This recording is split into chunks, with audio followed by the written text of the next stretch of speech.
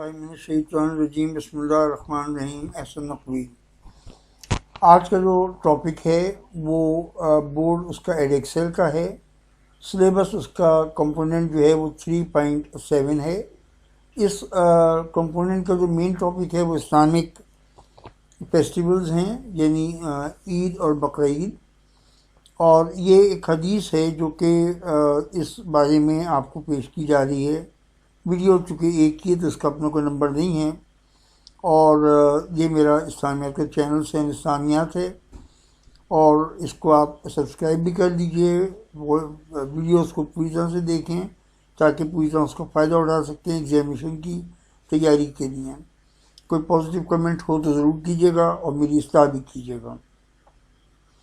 بسم اللہ کرتے ہیں۔ اب اس حدیث کی میں آپ کو ٹرانسلیشن بریک کر کے بتاتا بھی رہتا ہوں، اور جو ایک دو چھوٹے موٹے پوائنٹس ہیں وہ سمجھاتا بھی رہتا ہوں۔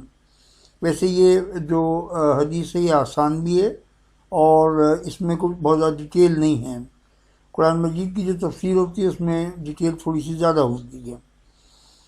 ٹرانسلیشن ہے کہ ابو عبید سیڈ، اب یہ نہیں میرے علم میں کہ ابو عبید جو ہیں وہ صحابی ہیں یا کوئی تابعی ہیں، لیکن وہ فرماتے ہیں کہ I was present for Eid with Umar bin Khattab. تو ظاہر ہے کہ جب حضرت عمر اس عید کے جو اجتماع تھا اس سے خطاب کر رہے تھے تو اور اس میں موجود تھے، تو یہ وہ وقت تھا جب حضرت عمر جو تھے وہ خلیفہ تھے، اور خلیفہ ہی نماز کو لیڈ کرتا تھا۔ گورنر جو تھے وہ نماز کو لیڈ کرتے تھے، امام وہی ہوتے تھے۔ تو فرماتے ہیں ابو عبید کہ میں عمر بن الخطاب جو دوسرے خلیفہ ہیں اسلامک امپائر کے، ان کے ساتھ عید میں موجود تھا، عید کے موقع پہ موجود تھا۔ He started with a prayer before the sermon and said، یہ بڑی امپورٹنٹ پوائنٹ ہے کہ یہ سنت ہے رسول اللہ صلی اللہ علیہ وسلم کی، جس کو ظاہر ہے کہ حضرت عمر فالو کر رہے تھے۔ اور سنت یہ ہے کہ عید کی دونوں نمازوں میں، دو نمازوں سے میرا مطلب یہ ہے کہ عید الفطر کی نماز اور عید الاضحیٰ کی نماز، اس میں سنت جو طریقہ ہے وہ یہ ہے سنت طریقہ جو ہے وہ یہ ہے کہ نماز پہلے ہوتی ہے اور خطبہ بعد میں ہوتا ہے۔ جمعے کی نماز میں جو ہے وہ خطبہ پہلے ہوتا ہے اور نماز بعد میں ہوتی ہے، لیکن دونوں عیدوں میں یعنی فطر میں اور اضحیٰ میں، دونوں میں پہلی نماز ہوتی ہے، اس کے بعد خطبہ ہوتا ہے۔ یہ تمام بچے جو خاص طور پہ لڑکے جاتے ہیں نماز کے لیے تو وہ اس بات سے واقف ہیں اچھی طرح سے۔ تو یہ رسول اللہ کی سنت اس سے ثابت ہو جاتی ہے۔ اس سے یہ بھی ثابت ہو گیا کہ حضرت عمر رضی اللہ تعالیٰ عنہ جو تھے وہ سنت کو ہی فالو کر رہے تھے۔ ظاہر ہے کہ تمام جو صحابہ کرام ہیں وہ سنت کو ہی فالو کرتے ہیں۔ پھر فرمایا کہ رسول پاک صلی اللہ علیہ وسلم کا جو قول تھا، یہ کہا حضرت عمر نے، and said the messenger of Allah forbade fasting، یعنی اب وہ رسول اللہ صلی اللہ علیہ وسلم کو ایک ریفرنس دے کر آئے کہ رسول اللہ صلی اللہ علیہ وسلم نے عید کے ان دو دنوں میں یعنی بقرعید پہ اور عید الفطر پہ آپ کو منع کر دیا ہے کہ آپ کوئی روزہ رکھیں، منع ہے روزہ رکھنا۔ اب دیکھیے اس سے ایک بڑی اہم پوائنٹ نکلتا ہے سنت کا، یہ ایگزامینیشن میں لکھ دیجیے گا کہ اس بات کی اتنی اہمیت نہیں ہے کہ عبادت کیا ہے، عبادت کس طرح سے کرنی ہے، یہ رسول پاک صلی اللہ علیہ وسلم نے ہمیں سمجھایا، سکھایا، اللہ تعالیٰ نے رسول اللہ صلی اللہ علیہ وسلم کو سکھایا۔ عبادت کیسے کرنی ہے اس کی اہمیت ہے۔ اگر کوئی عبادت جو ہے وہ رسول اللہ صلی اللہ علیہ وسلم نے کسی خاص موقع پہ منع کر دی ہے تو وہ عبادت ہمارے لیے جائز نہیں رہتی۔ مثلاً عرفات کے دن، 9 ذی الحج کو جب حجاج حج پہ جاتے ہیں اور وہ عرفات کے میدان میں موجود ہوتے ہیں تو انہیں منع کیا گیا ہے کہ آپ مغرب کی نماز جو ہے وہ عرفات میں پڑھیں، اجازت نہیں ہے۔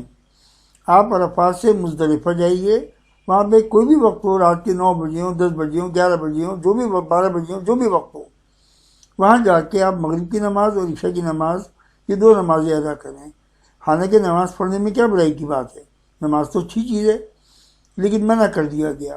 تو اہمیت جو ہے وہ عبادت کی نہیں ہے، بلکہ اہمیت اس بات کی کہ عبادت کس موقع پہ بتائی گئی ہے۔ بالکل اسی طرح سے آپ جو ہیں وہ 2 دن تک، یعنی 2 دن سے میرا مطلب یہ کہ ایک دن عید الفطر کا اور ایک دن عید الاضحیٰ کا، اس میں روزہ رکھنا منع ہے۔ کیوں منع ہے؟ رسول پاک صلی اللہ علیہ وسلم نے کیوں منع کیا ان دو دنوں میں؟ اب چونکہ منع کیا تو ہمارے لیے فرض ہو گیا یہ بات کہ ہم ان 2 دنوں میں روزہ نہیں رکھیں گے۔ عید الفطر میں روزہ نہیں رکھنا اور عید الاضحیٰ میں روزہ نہیں رکھنا۔ کیوں منع کیا ہے؟ As for the day of Fitr it is a day when you break your fast. You break your fast کا مطلب یہ ہوا کہ آپ رمضان کے پورے 29 دن یا 30 دن روزے رکھتے ہیں، یہ اللہ کا حکم ہے۔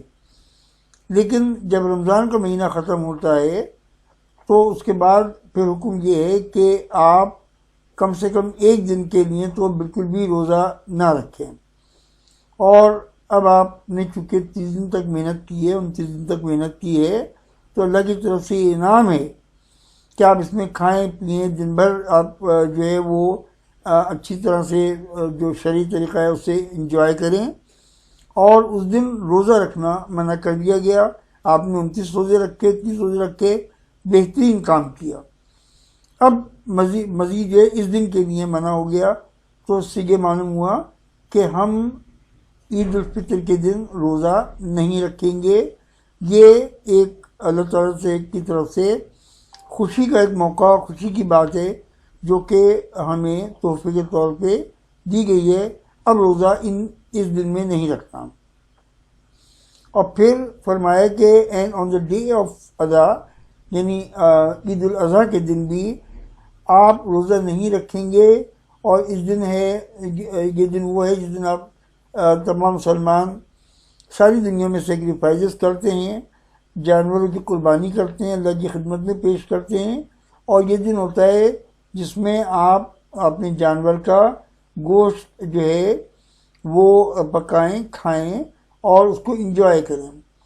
تو اس دن بھی منع کیا گیا ہے کہ خاص طور پہ اس دن بھی آپ اپنے سیکریفائزز جو ہیں اس کو انجوائے کیجئے، اس کو گوشت وغیرہ کھائیے اور غریبوں کو دیجیے اور اپنے غریب رشتہ داروں کو پہنچائیے۔ یہ دن جو ہے وہ ایسا ہے جس میں روزے کے لیے منع کر دیا گیا ہے۔ یہ بہت آسان سی، بہت سمپل سی حدیث ہے جو کہ پریزنٹ کی گئی ہے آپ کو۔ آپ کا بہت بہت شکریہ۔ اللہ تعالیٰ آپ کو بہت خوش رکھے۔ Thank you very much.